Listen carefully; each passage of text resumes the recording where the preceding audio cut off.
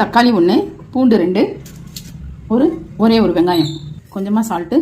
எந்த வகை ரஸ்காக இருந்தாலும் இந்த மாதிரி உடச்சி போட்டுக்கலாம்.